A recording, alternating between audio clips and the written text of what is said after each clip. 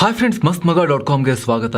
ನಾನು ಅಮರ್ ಪ್ರಸಾದ್. ಸ್ನೇಹಿತರೆ, 100 ಕೋಟಿ ಭಾರತೀಯರ ಪ್ರಾರ್ಥನೆ ಕಡೆಗೂ ಫಲಿಸಿದೆ. ಬರೋಬ್ಬರಿ 17 ದಿನಗಳ ಶತ ಪ್ರಯತ್ನದ ನಂತರ ಉತ್ತರ ಕಾಶಿ ಸುರಂಗದಲ್ಲಿ ಸಿಕ್ಕಾಕೊಂಡಿದ್ದ 41 ಕಾರ್ಮಿಕರು ಕಡೆಗೂ ಮೃತ್ಯುವನ್ನು ಜಯಿಸಿ ಹೊರಗೆ ಬಂದಿದ್ದಾರೆ.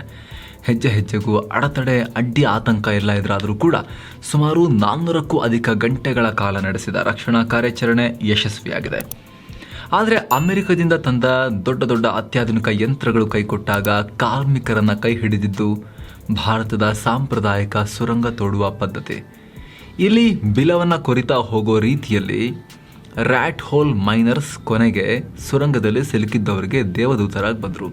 ಹಾಗಿದ್ರೆ ಈ ರ್ಯಾಟ್ ಹೋಲ್ ಮೈನರ್ಸ್ ಕಾರ್ಮಿಕರನ್ನು ಹೇಗೆ ಕಾಪಾಡಿದ್ರು? ಯಾರಿವರು? ಕಾರ್ಮಿಕರು ಸುರಂಗದಲ್ಲಿ ಸಿಕ್ಕಾಕೊಂಡಿದ್ದು ಹೇಗೆ? 17 ದಿನಗಳ ಈ ರಕ್ಷಣಾ ಕಾರ್ಯಾಚರಣೆ ಹೇಗೆ ನಡೀತು? ಅದನ್ನು ಈ ವರದಿಯಲ್ಲಿ ಕ್ವಿಕ್ ಆಗಿ ನೋಡ್ತಾ ಹೋಗೋಣ. ಸ್ನೇಹಿತರೆ, ಹಿಂದೂಗಳ ಪವಿತ್ರ ಯಾತ್ರೆಯಲ್ಲಿ ಚಾರ್ ಧಾಮ್ ಯಾತ್ರೆ ಕೂಡ ಒಂದು. ಪುಣ್ಯ ಸ್ಥಳಗಳಾದ ಬದ್ರಿನಾಥ್, ದ್ವಾರಕಾ, ಜಗನ್ನಾಥ್ ಹಾಗೂ ರಾಮೇಶ್ವರಂಗೆ ಹೋದರೆ ಮೋಕ್ಷ ಸಿಗುತ್ತೆ ಅನ್ನೋ ನಂಬಿಕೆ ಇದೆ. ಅದೇ ರೀತಿ ಉತ್ತರಾಖಂಡ್ನಲ್ಲೇ ಇರೋ ಬದ್ರಿನಾಥ್, ಕೇದಾರ್ನಾಥ್, ಗಂಗೋತ್ರಿ, ಯಮುನೋತ್ರಿಗಳಿಗೆ ಹೋಗೋದನ್ನು ಚಾರ್ ಧಾಮ್ ಅಂತ ಇದನ್ನು ಕೂಡ ಕರೀತಾರೆ. ಹೀಗಾಗಿ ಈ 4 ಸ್ಥಳಗಳನ್ನು ಕನೆಕ್ಟ್ ಮಾಡೋಕ್ಕೆ ಕೇಂದ್ರ ಸರ್ಕಾರ ಚಾರ್ ಧಾಮ್ ಪ್ರಾಜೆಕ್ಟನ್ನು ಅನೌನ್ಸ್ ಮಾಡಿತ್ತು. ಇದರಲ್ಲಿ ಈಗಾಗಲೇ ಇರೋ ರಸ್ತೆಗಳನ್ನು ಸರಿಯಾಗಿ ಕನೆಕ್ಟ್ ಮಾಡಿ 900 ಕಿಲೋಮೀಟರ್ ಉದ್ದದ ಹೈವೇಗಳನ್ನು ಮಾಡಲಾಗ್ತಾ ಇತ್ತು. ಆದರೆ ಪರ್ವತಗಳಿಂದ ಕೂಡಿರೋ ಉತ್ತರಾಖಂಡ್ನಲ್ಲಿ ಎಲ್ಲವನ್ನ ರಸ್ತೆ ಮೇಲ್ಮೈನಲ್ಲೇ ಮಾಡೋಕ್ಕಾಗಲ್ಲ. ಕೆಲವು ಕಡೆ ಸುರಂಗಗಳನ್ನು ತೋಡಬೇಕಾಗತ್ತೆ, ಕೆಲವು ಕಡೆ ಬ್ರಿಡ್ಜ್ಗಳನ್ನು ಮಾಡಬೇಕಾಗತ್ತೆ. ಅದರಲ್ಲಿ ಬೆಟ್ಟಗಳ ಅಡಿಗೆ ಸುರಂಗ ಮಾಡೋದಿದೆಯಲ್ಲ, ಚಾಲೆಂಜಿಂಗ್.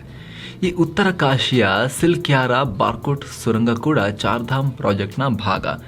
ಗಂಗೋತ್ರಿಯಿಂದ ಯಮುನೋತ್ರಿಯನ್ನು ಕನೆಕ್ಟ್ ಮಾಡುವಾಗ ಮಧ್ಯೆ ಧರಾಸು ಅನ್ನೋ ಸ್ಥಳ ಬರುತ್ತೆ. ಆ ಧರಾಸುಯಿಂದ ಯಮುನೋತ್ರಿಗೆ NH-134 ಅನ್ನೋ ರಾಷ್ಟ್ರೀಯ ಹೆದ್ದಾರಿ ಇದೆ. ಆದರೆ ಈ ರಸ್ತೆಯಲ್ಲಿ ಸಿಲ್ಕ್ಯಾರ ಬಾರ್ಕೋಟ್ ಅನ್ನೋ ಜಾಗದಲ್ಲಿ ಬೆಟ್ಟ ಗುಡ್ಡಗಳಿರೋದ್ರಿಂದ ರೋಡ್ ವಿಪರೀತ ಬೆಂಡ್ ಆಗಿದೆ. ಸಿಕ್ಕಾಬಟ್ಟೆ ಆ ಕಡೆ ಈ ಕಡೆ ಎಲ್ಲ ಸುತ್ತು ಬಳಸೋದಂಗಿದೆ. ಹಲವಾರು ತಿರುವುಗಳಿವೆ. ಹೀಗಾಗಿ ಈ ಜಾಗಗಳ ನಡುವೆ 4.5 ಕಿಲೋಮೀಟರ್ ಉದ್ದದ ಸುರಂಗವನ್ನು ಕೊರೆದ್ರೆ 20 ಕಿಲೋಮೀಟರ್ ಡಿಸ್ಟೆನ್ಸ್ ಉಳಿತಾ ಇತ್ತು.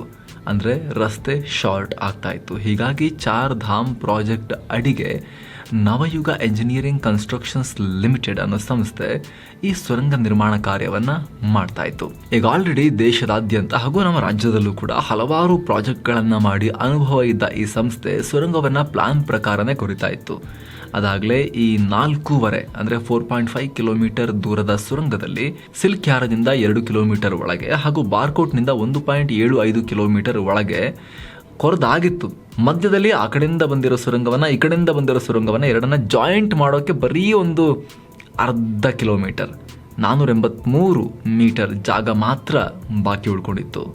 ಅದನ್ನು ಕ್ಲಿಯರ್ ಮಾಡಿದ್ರೆ ಸುರಂಗ ಕಂಪ್ಲೀಟ್ ಆಗ್ತಾ ಇತ್ತು. ಆದರೆ ದುರದೃಷ್ಟವಶಾತ್ ನವೆಂಬರ್ 12ರ ಬೆಳಿಗ್ಗೆ 5:30ಕ್ಕೆ 41 ಕಾರ್ಮಿಕರು ಸಿಲ್ಕ್ಯಾರದಿಂದ ಈಗ ಉಳಿದಿದ್ದ ಜಾಗವನ್ನು ಕ್ಲಿಯರ್ ಮಾಡುವಾಗ ಸಿಲ್ಕ್ಯಾರ ಎಂಟ್ರೆನ್ಸ್ನಿಂದ 200 ಮೀಟರ್ ಒಳಗೆ ಸುರಂಗ ಕುಸಿದು ಬಿತ್ತು. ಎಂಟ್ರೆನ್ಸ್ನಲ್ಲಿ ಸುಮಾರು 60 ಮೀಟರ್ ಜಾಗ ಈ ಕಲ್ಲು ಮಣ್ಣುಗಳ ಅವಶೇಷಗಳಿಂದ ಬ್ಲಾಕ್ ಆಯಿತು. ಆಗ ಸುರಂಗದಲ್ಲಿ ಕೇವಲ 4-5 ದಿನಕ್ಕಾಗುವಷ್ಟು ಮಾತ್ರ ಆಕ್ಸಿಜನ್ ಇತ್ತು. ಹೀಗಾಗಿ ಕಾರ್ಮಿಕರನ್ನ ಬೇಗ ಹೊರತೆಗಿಬೇಕಾಗಿತ್ತು. ಘಟನೆ ನಂತರ ತಕ್ಷಣವೇ ಎಚ್ಚೆತ್ತ ಉತ್ತರಾಖಂಡ್ ಸರ್ಕಾರ ಕಾರ್ಮಿಕರನ್ನ ರಕ್ಷಿಸೋಕೆ ಆಪರೇಷನ್ ಜಿಂದಗಿ ಅನ್ನೋ ರೆಸ್ಕ್ಯೂ ಮಿಷನ್ ಅನ್ನ ಲಾಂಚ್ ಮಾಡಿತು. 2018ರಲ್ಲಿ ಥಾಯ್ಲೆಂಡ್ನಲ್ಲಿ ಇದೇ ರೀತಿ ಗುಹೆಯೊಂದು ಕುಸಿದಾಗ 12 ವಿದ್ಯಾರ್ಥಿಗಳನ್ನು ರೆಸ್ಕ್ಯೂ ಮಾಡಿದ್ದ ಟೀಮನ್ನು ಕಾಂಟ್ಯಾಕ್ಟ್ ಮಾಡಲಾಯಿತು. ಅಗರ್ ಮಷೀನ್ ಅನ್ನೋ ಮಷೀನನ್ನು, ಅಮೆರಿಕದಿಂದ ತಂದ ವಿಶೇಷ ಡ್ರಿಲ್ಲಿಂಗ್ ಮಷೀನನ್ನು ಇದರಲ್ಲಿ ಡಿಪ್ಲಾಯ್ ಮಾಡಲಾಯಿತು. ಜೊತೆಗೆ ಆಸ್ಟ್ರೇಲಿಯಾದ ಖ್ಯಾತ ಸುರಂಗ ತಜ್ಞ ಅರ್ನಾಲ್ಡ್ ಡಿಕ್ಸ್ ಅವ್ರನ್ನ ಕರೆಸಲಾಯಿತು. ಅವರ ಸಲಹೆಯಂತೆ ಕಲ್ಲು ಮಣ್ಣಿನ ಅವಶೇಷಗಳ ಮೂಲಕ ಡ್ರಿಲ್ ಮಾಡೋಕೆ ಶುರು ಮಾಡಿದ್ರು. ಆದರೆ ಆರಂಭದಲ್ಲಿ ಕ್ರ್ಯಾಕಿಂಗ್ ಸೌಂಡ್ ಕೇಳಿ ಡ್ರಿಲ್ಲಿಂಗ್ ಆಪರೇಷನ್ ನಿಲ್ತು, ತಡ ಆಯಿತು. ಜೊತೆಗೆ ರೆಸ್ಕ್ಯೂ ಆಪರೇಷನ್ ಮುಗಿಯೋವರೆಗೂ ಒಳಗೆ ಸಿಕ್ಕಾಕೊಂಡವರಿಗೆ ಏನೂ ಆಗಬಾರ್ದು ಅಂತ 6 ಇಂಚಿನ 3 ಹೋಲ್ಸ್ ಮಾಡಿ ಅದರಲ್ಲಿ ಪೈಪ್ಗಳನ್ನು ಇಳಿಬಿಡಲಾಯಿತು. ಪೈಪ್ ಮೂಲಕ ಆಕ್ಸಿಜನ್, ಡ್ರೈ ಫುಡ್, ನೀರನ್ನು ಕೊಡಲಾಯಿತು. ಜೊತೆಗೆ ಎಂಡೋಸ್ಕೋಪಿಕ್ ಕ್ಯಾಮರಾ ಬಿಟ್ಟು ಅವ್ರು ಹೇಗಿದ್ದಾರೆ ಅಂತ ನೋಡಲಾಯಿತು. ಇದೇ ವೇಳೆ 20 ಮೀಟರ್ ಅವಶೇಷವನ್ನು ಕ್ಲಿಯರ್ ಮಾಡಲಾಯಿತು. ಇನ್ನು 40 ಮೀಟರ್ ಡೆಬ್ರೀಸ್ ಅಥವಾ ಅವಶೇಷ ಬಾಕಿ ಇತ್ತು. ಆದರೆ ಡೆಬ್ರೀಸಲ್ಲಿ ಕಲ್ಲುಗಳ ಜೊತೆಗೆ ಸುರಂಗದ ಗೋಡೆಗೆ ಹಾಕಿದ ಮೆಟಲ್ ರಾಡ್ಗಳು ಕೂಡ ಇದ್ದಿದ್ದರಿಂದ ಸರಿಯಾಗಿ ಡ್ರಿಲ್ ಮಾಡೋಕ್ಕೆ ಆಗ್ತಾ ಇರಲಿಲ್ಲ. ಪದೇ ಪದೇ ಡ್ರಿಲ್ಲಿಂಗ್ ಮಷಿನ್ ಹಾಳಾಗ್ತಾ ಇತ್ತು. ನಂತರ ನವೆಂಬರ್ 21 ಅಂದರೆ ಸುರಂಗ ಕುಸಿದು 9 ದಿನಗಳ ನಂತರ ಎಂಡೋಸ್ಕೋಪಿಕ್ ಕ್ಯಾಮರಾ ಬಿಟ್ಟು ಕಾರ್ಮಿಕರನ್ನು ಸಂಪರ್ಕ ಮಾಡಲಾಯಿತು. ಆದರೆ ನವೆಂಬರ್ 22, 23ನೇ ತಾರೀಕು ಮತ್ತೆ ಪದೇ ಪದೇ ಅಡಚಣೆಯಾಗಿ ಡ್ರಿಲ್ಲಿಂಗ್ ಸ್ಟಾಪ್ ಆಗಿತ್ತು. ಈ ಹಂತದಲ್ಲಿ ಸುಮಾರು 75% ಅವಶೇಷಗಳನ್ನು ಅಂದರೆ ಸುಮಾರು 45 ಮೀಟರ್ ಬ್ಲಾಕೇಜನ್ನು ಕ್ಲಿಯರ್ ಮಾಡಲಾಗಿತ್ತು. ಆದರೆ ಕೊನೆಯ 15 ಮೀಟರ್ ಅವಶೇಷಗಳು ಕ್ಲಿಯರ್ ಆಗ್ತಿರ್ಲಿಲ್ಲ. ನವೆಂಬರ್ 25ಕ್ಕಂತೂ ಡ್ರಿಲ್ ಮಾಡ್ತಾ ಇದ್ದ ಆ ಅಗರ್ ಮಷೀನೇ ಮುರಿದು ಟನಲ್ ಒಳಗಡೆ ಸ್ಟಕ್ ಆಯಿತು. ಈ ಹಂತದಲ್ಲಿ ಆಪರೇಷನ್ ಎಷ್ಟು ಕಾಂಪ್ಲೆಕ್ಸ್ ಮತ್ತು ರಿಸ್ಕಿ ಆಗಿತ್ತು ಅಂದರೆ, ಈ ಅವಶೇಷಗಳನ್ನು ಕ್ಲಿಯರ್ ಮಾಡೋದು ಬಿಟ್ಟು ಸುರಂಗದ ಮೇಲಿಂದ, ಸೈಡಿಂದ, ಆ ಕಡೆ ಬಾರ್ಕೋಡ್ ಕಡೆಯಿಂದ, ಹೀಗೆ ಬೇರೆ ಬೇರೆ ಕಡೆಯಿಂದ ಸುರಂಗ ಕೊರೆದು ರೆಸ್ಕ್ಯೂ ಮಾಡೋ 5 ಬೇರೆ ಬೇರೆ ಪ್ಲಾನ್ಗಳನ್ನು ರೂಪಿಸಲಾಗಿತ್ತು. ಕೊನೆಗೆ ಮತ್ತೊಂದು ಮಿಷಿನ್ ಬಿಟ್ಟು ಆ ಮುರಿದಿದ್ದ ಅಗರ್ ಮಷೀನನ್ನು ಹೊರತೆಗಿಬೇಕಾಗಿತ್ತಲ್ಲ. ಕೆಲಸ ಮಾಡೋಕ್ಕೆ ಹೋದವರು ಅಲ್ಲೇ ಸ್ಟಕ್ ಆದರೆ ಹೆಂಗಾಗುತ್ತೆ, ಆ ರೀತಿ ಆಗಿತ್ತು ಈ ಅಗರ್ ಮಷಿನ್ ಕತೆ. ಅದನ್ನು ತೆಗಿಯೋಕೆ ಇನ್ನೊಂದು ಮಷಿನ್ ತರಬೇಕಾಯಿತು. ತೆಗೆಯಲಾಯಿತು. ಇನ್ನೇನು 9 ಮೀಟರ್ ಅಷ್ಟೇ ದೂರ ಇದ್ದಾಗ ಈ ಮಿಷಿನ್ಗಳ ಸಾವಾಸನೇ ಬೇಡ ಅಂತ ರಕ್ಷಣಾ ತಂಡ ಉಳಿ ಸುತ್ತಿಗೆ ತಗೊಂಡು ಕೈಯಿಂದಲೇ ಅವಶೇಷ ಕ್ಲಿಯರ್ ಮಾಡೋಕ್ಕೆ ಮುಂದಾಯಿತು. ಆದರೆ ಇದರಿಂದ ಕೆಲಸ ಮತ್ತಷ್ಟು ನಿಧಾನ ಆಗೋಕ್ಕೆ ಶುರುವಾಯಿತು. ವಾರವಾದ ನಿಷೇಧಿತ ರ್ಯಾಟ್ ಹೋಲ್ ಟೆಕ್ನಿಕ್. ಆಮೇಲೆ ನವೆಂಬರ್ 28ನೇ ತಾರೀಕು ಈ ರೀತಿ ಕೈಯಿಂದಲೇ ಸುರಂಗ ತೋಡೋದ್ರಲ್ಲಿ ಎಕ್ಸ್ಪರ್ಟ್ಗಳಾದ ರ್ಯಾಟ್ ಹೋಲ್ ಮೈನರ್ಗಳನ್ನು ನಿಯೋಜನೆ ಮಾಡಲಾಯಿತು.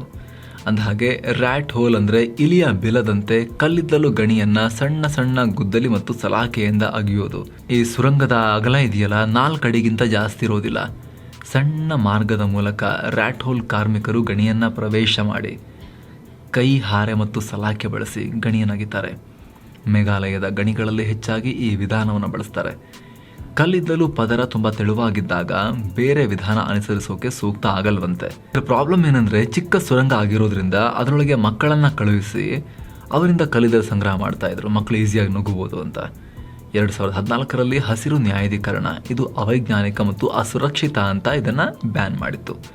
ಆದರೆ ಸದ್ಯದ ಪರಿಸ್ಥಿತಿಯಲ್ಲಿ ಬೇರೆ ಉಪಾಯ ಇಲ್ಲ ಅಂತ ರಕ್ಷಣಾ ತಂಡ ಇದೇ ವಿಧಾನಕ್ಕೆ ಮೊರೆ ಹೋಗಬೇಕಾಯಿತು. ರಕ್ಷಣಾ ತಂಡದ ನಡೆ ಯಶಸ್ವಿ ಕೂಡ ಆಯಿತು. 9 ಮೀಟರ್ ಅವಶೇಷವನ್ನು ಈ ರ್ಯಾಟ್ ಹೋಲ್ ಮೈನರ್ಸ್ ಅತ್ಯಂತ ವೇಗವಾಗಿ ಭೇದಿಸಿ 41 ಕಾರ್ಮಿಕರನ್ನು ಈ ಮಷಿನ್ಗಳ ಕೈಲಿ ಆಗದೆ ಇರೋದು, ಟೆಕ್ನಾಲಜಿ ಕೈಲಿ ಆಗದೆ ಇರೋದು ಇವ್ರು ಮಾಡಿ ಸಾಧಿಸಿ ತೋರಿಸಿ 41 ಕಾರ್ಮಿಕರನ್ನು ಒಬ್ಬೊಬ್ಬರನ್ನಾಗಿ ಸೇಫಾಗಿ ಹೊರಗೆ ತೆಗೆದೇ ಬಿಟ್ಟಿದ್ದಾರೆ. ಈ ಸಂದರ್ಭದಲ್ಲಿ ತಮ್ಮ ಆತ್ಮಸ್ಥೈರ್ಯವನ್ನು ಅಂದರೆ ಮಾನಸಿಕ ಶಕ್ತಿಯನ್ನು ಹಾಗೂ ದೈಹಿಕ ಶಕ್ತಿಯನ್ನು ಉಳಿಸ್ಕೊಂಡು ಮೃತ್ಯುವನ್ನು ಗೆದ್ದು ಬಂದಂತಹ 41 ಕಾರ್ಮಿಕರಿಗೆ ನಾವು ಅಭಿನಂದನೆ ಹೇಳೋಣ. ಹಾಗೆ ಮಷಿನ್ಗಳ ಕೈಲಿ ಟೆಕ್ನಾಲಜಿಯಲ್ಲಿ ಆಗೋದನ್ನು ಕೈಯಾರೆ ಸಲಾಕೆ ಹಾರೆ ತಗೊಂಡು ಸುರಂಗವನ್ನು ಇಲಿಯ ಬಿಲದಂತೆ ತೋಡಿ ಅವ್ರನ್ನ ಆಚೆ ಕರ್ಕೊಂಬಂದ ಈ ರ್ಯಾಟ್ ಹೋಲ್ ಮೈನರ್ಸ್ಗೂ ಕೂಡ ನಾವು ಧನ್ಯವಾದಗಳನ್ನು ಅರ್ಪಿಸೋಣ. Thank you so much. ಮತ್ತೆ ಭೇಟಿ ಆಗ್ತಿರೋಣ. ನಮಸ್ತೆ.